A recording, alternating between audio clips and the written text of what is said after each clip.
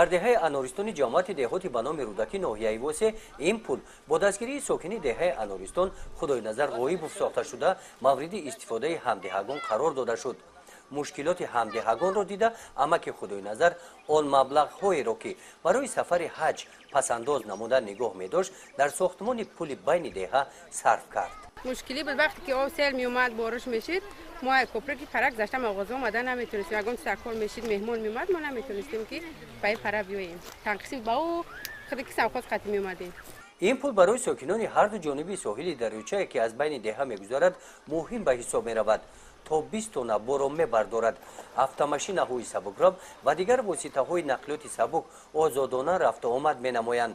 сокинони ҳарду соҳили деҳа акнун масофаи зиёдро таъин накарда тез ба манзил мерасанд. аз иқдоми пешгирифтаи Худойназар Ғоибов ҳамдеҳагон изҳори миннатдорӣ баён менамоянд. вай мехост мисол ки ҳаҷ брава ҳаҷ нарафта ба мо вори одамҳои мисол азияткашидаи танқисткашида имрӯз кӯприк сохтааст. мо миннатдории худамонро мерасонем ки мисол ҳамин одам ҳаҷ нарафта ба мора кӯприк кард. Худойназар Ғоибов инсони саховатманд буда ғайр аз пул бо шинонидани ниҳолҳо ва сабзгардонии шафати пул ва ҳамчунин дар ободонии деҳа ва ҷамоати деҳоти ба номи Рӯдакӣ саҳми арзанда гузоштааст. Худойназар Ғоибов мақсад дорад минбаъд низ дар корҳои ободонии деҳа саҳми арзанда мегузорад ва имрӯз ҳар нафаре ки аз болои пули сохтаи ӯ мегузарад дуои нек мекунанд. дар маҳаллаи ваҳдати шаҳри Хуҷанд бо иштироки раиси шаҳр маъруф Муҳаммадзода маҷмӯаи фарҳангӣ иборат аз мактаби бачагонаи мусиқӣ, китобхонаи шаҳрӣ, академияи таомҳо ва кинотеатр дар вазъияти тантанавӣ ифтитоҳ карда шуд. иттилоъ дода шуд ки мактаби мусиқии бачагона бо фарогирии 18 маҳфил дорои симфонаҳои тамбур, овозхонӣ, рақс, санъати мусиқӣ, назарияи мусиқӣ, рубоб, ғиҷак, фортепиано, доира, чанг, ҳунарҳои мардумӣ, утоқҳои корӣ ва ғайраҳо мебошад. баъд аз шиносоӣ ба шароити корӣ дар мактаби навбунёди мусиқӣ раис шаҳри Хуҷанд маъруф Муҳаммадзода таъкид дошт ки ин ҳама ғамхориҳо бо роҳнамоиҳои асосгузори сулҳу ваҳдати миллӣ пешвои миллат президенти мамлакат муҳтарам Эмомалӣ Раҳмон амалӣ гардида ҳадафи аслии машғулнамудани наврасон ба корҳои эҷодӣ ва ташвиқ ба ҳунаромӯзӣ буда ва ин васила тарбияи насли ояндасози кишвар барои ояндаи дурахшони ватан мебошад.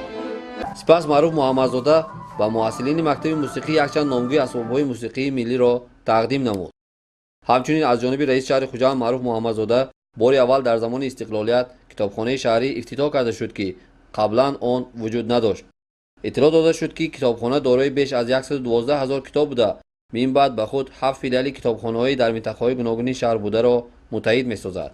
дар китобхонаи шаҳрӣ шӯъбаҳои феҳрист, хизматрасонӣ, толори васеи хониш бо мизу курсиҳои истеҳсоли ватанӣ барои 40 ҷои нишаст муҷаҳҳаз гардонида шуда дар дохили он адабиёт оид ба дастовардҳои истиқлолият, осору адабиёти шоирони нависандагони муосири классикии тоҷик, гӯшии китобҳо оид ба 10-солаи байналмилалии об барои рушди устувор солҳои 2018-2028 ва озмуни ҷумҳуриявии фурӯғи субҳи доноӣ гирд оварда шуданд. зимни ифтитоҳи академияи таомҳои миллӣ иттилоъ дода шуд ки минбаъд дар ин ҷой баҳри муаррифии таомҳои миллӣ бахусус таомҳое ки имрӯз аз ёдҳо фаромӯш шуданд силсилаи чорабиниҳо гузаронда мешаванд. раиси шаҳри Хуҷанд маъруф Муҳаммадзода бо ёдоварӣ аз дастуру супоришҳои асосгузори сулҳу ваҳдати миллӣ пешвои миллат президенти ҷумҳурии Тоҷикистон муҳтарам Эмомалӣ Раҳмон зимни иштирокашон дар фестивали таомҳои миллии наврӯзӣ таъкид дошт ки баҳри муаррифӣ ва тарғиби таомҳои миллӣ дар ояндаи наздик дар шаҳри Хуҷанд чорабиниҳои гуногун пиёда карда мешаванд. ҳамчунин бо иштироки раиси шаҳри Хуҷанд маъруф Муҳаммадзода дар ин мавзеъ толори нави кинотеатр низ ифтитоҳ карда шуд ки иборат аз 60 ҷой мебошад. шаҳрдор дастур дод ки дар кинотеатр филмҳои тарбиявӣ, таърихӣ ва худшиносиву худогоҳиро бештар ба намоиш гузоранд то ин ки аз гаравидани ҷавонон ба ҳизбу ҳаракатҳои мамнӯъ ҷилавгирӣ карда шавад. маҷмӯа метавон гуфт ки ифтидои мактаби бачагонаи мусиқӣ ва аввалин китобхонаи шаҳрӣ, нахустин академияи таомҳо ва эҳёи кинотеатр дар шаҳри Хуҷанд تحفه ارزشمندی به استقبال 30 سالگی استقلالیت دولتی جمهوری تاجیکستان و ساکنان شهر خوجند و مهمانان آن می باشد.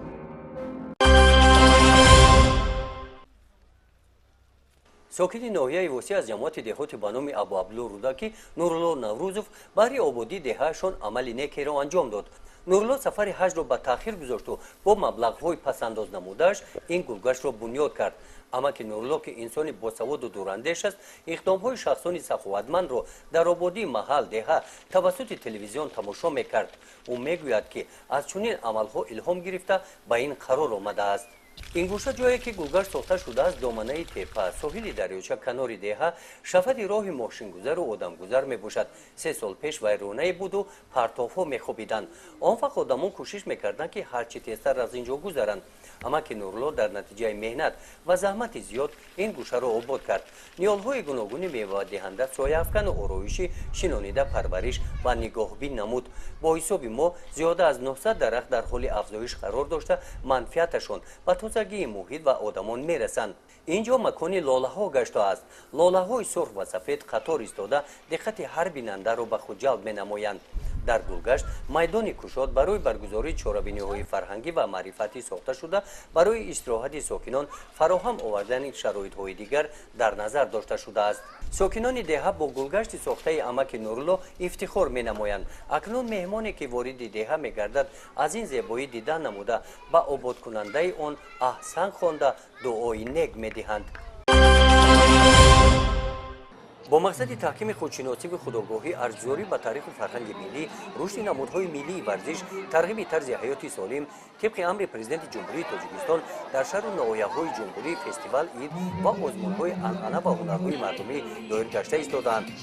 در دایره همین چهاربینی‌ها در ناحیه واسع با اقدام بخش کار با جوانان و ورزش فستیوال بازی‌های ملی ورزشی گذرانیده شدند. این چهاربینی با همایش آغاز گردیده ورزشگران، جوانان و نورسان از همه جماعت‌های دهات اشتراک نمودند. در قسمت رسمی فستیوال بازی‌های ملی ورزشی قید کرده شد که برگزار نمودن این چهاربینی بخشیده به اعلان گردیدن سال‌های 2019 2021 سال‌های رشد دهات و هنرهای مردمی جوانان را به خودشناسی و خودآگاهی، وطن‌دوستی و وطن‌پرستی و صداقت جوانان به وطن، ملت و آب و خاک سرزمین اجدادی، گرو امنیت و آسایش جامعه، پیشرفت دولت و آبادی امروز و فردای تاجیکستان صاحب استقلال راه اندازی می‌نمایند. طبق نظامنامه برگزاری مسابقه‌های فستیوال بازی‌های ملی ورزشی از روی نمودهای شاهمات، دستخوابانی، گشتین ملی، بندکشی، سنگ برداری و ورزش سبک نورسان و جوانان مهارت خود را نشان دادند. فستیوال بازی‌های ورزشی ملی در ناحیه واسع از جانب بخش کار با جوانان و ورزش با سپاریدن مکافات و تحفه‌ها به غالبان جنبش گردید.